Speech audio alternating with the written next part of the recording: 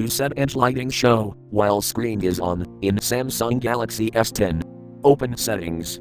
From a home screen, swipe up or down from the center of the display to access the apps screen.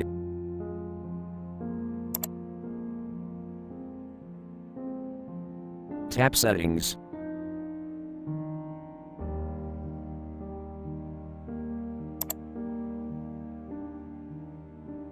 Tap Display.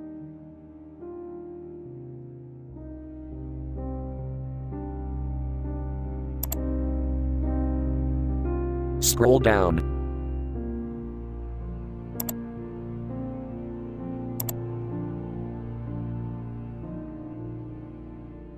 Tap Edge Screen.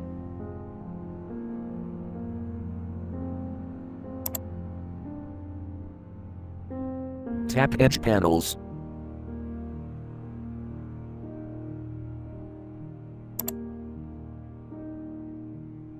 Enable edge lighting, tap switch until blue.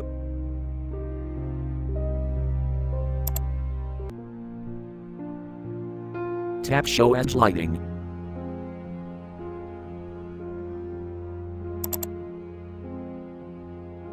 Select while screen is on.